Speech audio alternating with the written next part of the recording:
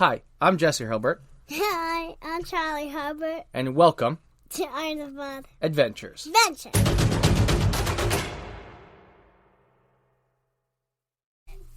This is Season 2, Episode 8. The Winged Moon.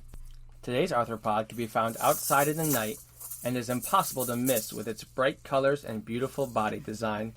Can you guess what it is? Can you guess what it is?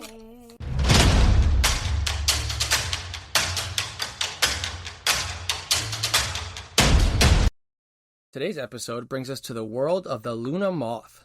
This insect holds a special place in my heart because it reminds me of my mother, who is no longer with us. One of the memories that I cherish about her was being with her and my brother, Uncle Stefan, right? And we saw one of these Luna moths, on the side of a McDonald's in the middle of the day. It was still alive, and it just flew off. When did you see it at McDonald's? A long time ago.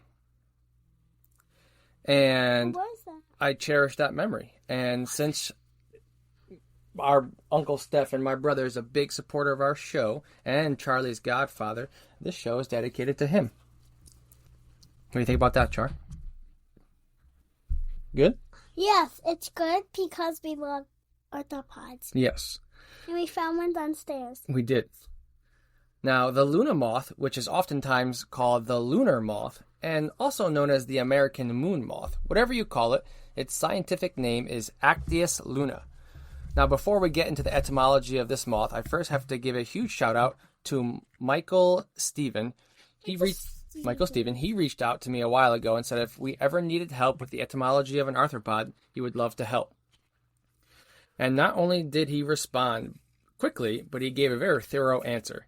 If you have an Instagram, then you need to go follow them at Tautonyms, spelled Tautonyms. They also have a book where you can buy on the subject of tautonyms, which is when the genus and species share the same name. So please check out the book and the Instagram for even more fantastic knowledge. Now, let me share with you all the information that was graciously shared with me. It originally had the genus Phalaena. Can you say Phalaena? Phalaena. This was later reclassified by William Leach in 1815. Apparently, Leach said that there were two different species being confused here, and gave the new one the genus Actias, which our Luna moth is currently in. The new genus Actias does not come from nowhere. Carl Linnaeus, who had first given the moth its genus, put the moth into a subgenus Actis. So when Leach reclassified the moth, he most likely took this into account when giving its name. Actias actually refers to a mythological king of Attica, Actius. A camel. Some camels do live in Africa, yes, Charlie. And the species Luna has to do with its connection to the moon. Luna was the Roman personification of the moon, which makes sense because Carl Linnaeus named hundreds of creatures after Greek and Roman mythology. I know that was way more in depth than we typically get on our etymology here at Arthropod Adventures, but Charlie and I thought it was rich information and fascinating to share.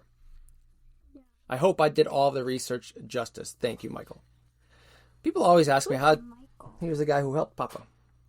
Now, Charlie, people always ask us what's the difference between a moth and a butterfly. And while it's true that moths do come out at night and butterflies do come out during the day, we should never think of things in absolutes, as there are butterflies that come out at night and moths that fly during the day. So instead, let's look at the physical features we can use to separate the two. First, let's look at their antennas. Where's their antennas, Charlie? Where are you pointing to? On your head. And the antennas of a moth, which you can find some pictures on Arthropod_Adventures podcast, are like a giant feather, whereas butterflies have long, straight antennas with a club on top. And the moths are those feathery, comb-looking ones. And you can also look at the wings, Charlie.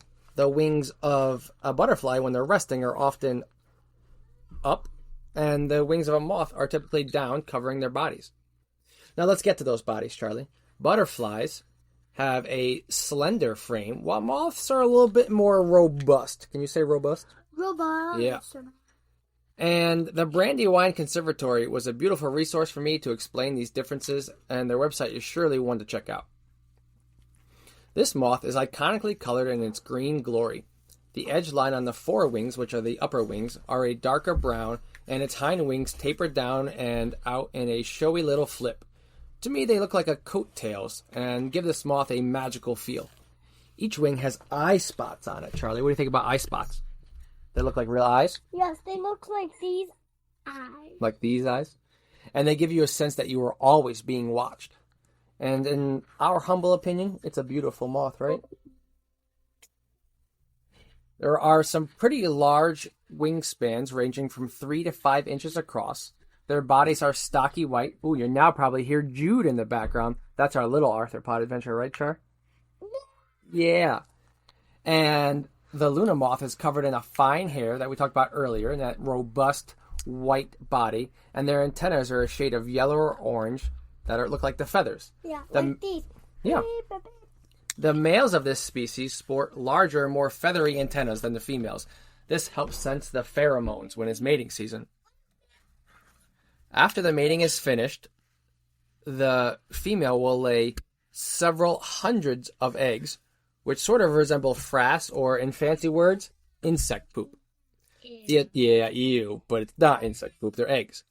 The adults will sadly die shortly after mating, but her eggs will live on and hatch in about a week. When their larval stages are ready, they begin as a green caterpillar that has a yellow stripe between each segment. Their bodies are covered in small circles of setas, a bristle-like structure that appear in rows down their body. As the caterpillars eat, they grow and grow. Do you grow and grow? Yeah, I'm only 4 that'll survive the 6 episode. That's right.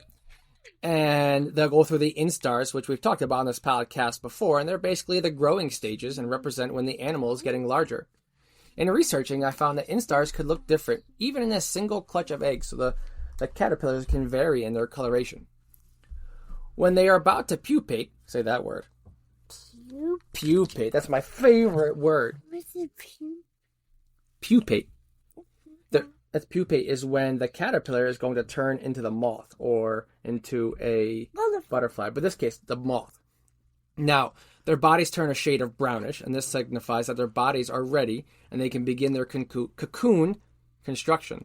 They will use their silk to make the cocoon and then wrap that in dead leaves to give themselves protection. The cocoons themselves are thin, and when wrapped into leaves, you can usually see one corner poking out.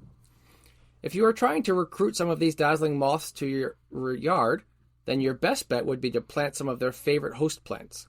Their host plants are mostly trees, including the white birch. That's a personal favorite of mine, Charlie. American sweet gum, hickory, walnut, and sumac. So your chances to see one increase with the availability of their host plant. I don't get to say anything. What do you want to say? You can always say whatever you want. We do find a lot of arthropods outside. I love that. Tell people to explore your backyard. At school, we saw a caterpillar outside. Oh, that's awesome. And it was a yellow head. Oh. It was a jaguar. Oh, okay. You ready to tell them about this interesting fact I learned? Yeah. Okay. So I learned that at night, when bats are trying to eat the lunar moth, or the Luna moth, We don't do that. well, we don't eat them, but the bats. We don't talk about Bruno, no. So they project the sonar from the bats. Their tail swoops around and around that, not their tail, but their hind wings have that long little swoop to it. And they go wee. There they go, wee, wee, wee, wee. And it kind of confuses the bat so that if the bat does attack them, it only gets their back wings. Isn't that crazy? Yeah. Now, I found that whatever people's thoughts on insects or arthropods in general, that most humans love butterflies and tend to dislike moths. But the Luna moth is one that defies these odds. Here at Arthropod Adventures, Charlie and I want to encourage you to appreciate all, regardless of their perceived beauty. Saturday and on Friday, kids were camping. Okay. I don't think they need to know that. But maybe we'll find some good arthropods that they'll be able to see on our Instagram, right? Lift up some tent. Yeah. So while this, for us and me specifically, will always have given me a moment to reflect and miss my mom, it brings a smile to my face. Where's your mom? Grandma Leslie. And I hope it will do the same for you. Arthropods, but now she's dead. She is. So, Charlie, the next time you're out at night, Yeah. tell them, The next time you're out at night, you keep an eye out for the green acrobat in the sky. keep an eye for the green back out on the night. And if you have, don't you And remember that you are seeing the tail end of her life, her swan song, because soon enough she will mate and she will die. What do you say, people, for listening? Thank you.